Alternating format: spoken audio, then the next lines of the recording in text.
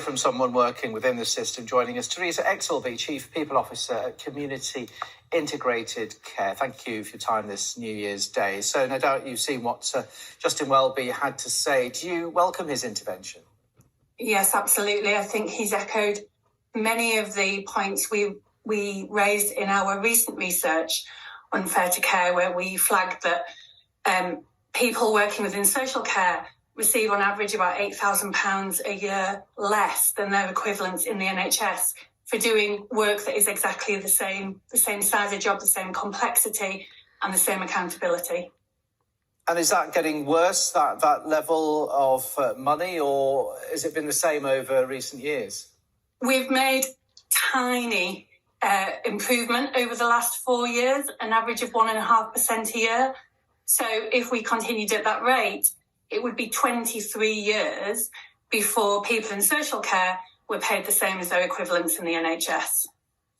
And what impact on the social care sector is all this having? Well, we are a sector in crisis right now. We have 165,000 vacancies, up over 50% over the course of a year. And as social care providers, we're very ambitious about what we want and what we're working to achieve with the people that we support. But the constant churn of staff, the constant amount of work on recruitment and retention just zaps energy from us and from so many providers in the sector, where we really want to be making sure that we're spending all of our time and energy with the people we support and creating the best lives we possibly can. And how are individuals being affected by this? So we have support workers who are having to access food banks because they can't afford the basic requirements of life. We have support workers that are choosing to leave us to go and do less demanding jobs in other sectors, so whether that be retail or distribution or manufacturing.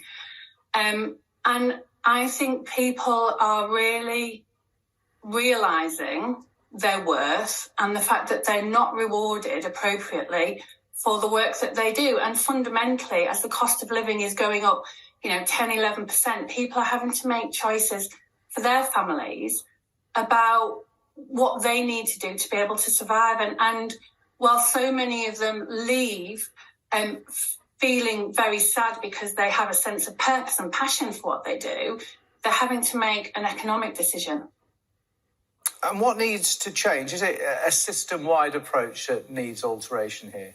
Yeah, absolutely. So I think, first of all, we need to make sure that there is an immediate increase in pay for people within social care.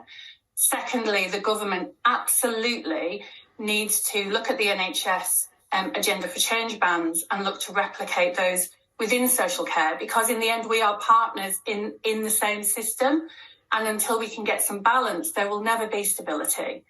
And thirdly, the government needs to create a really far-reaching workforce plan so that social care becomes a career of aspiration, which is absolutely what it should be. What is it now then?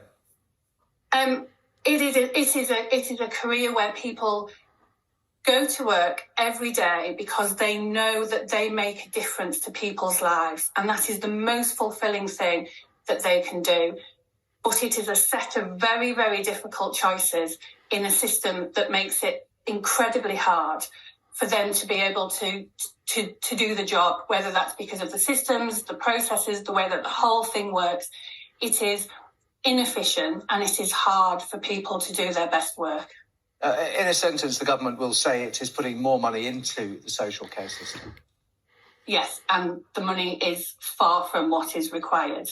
And until we look at this problem properly and understand the amount of money that needs to be invested, we will just continue lurching from one crisis to the next and firefighting every day, rather than really properly thinking about how we do this properly. And I would hope that the research that's going to be published over the next couple of days and weeks is going to go some way to giving some suggestions about how we can do that.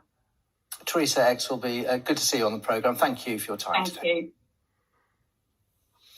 Now, more than 40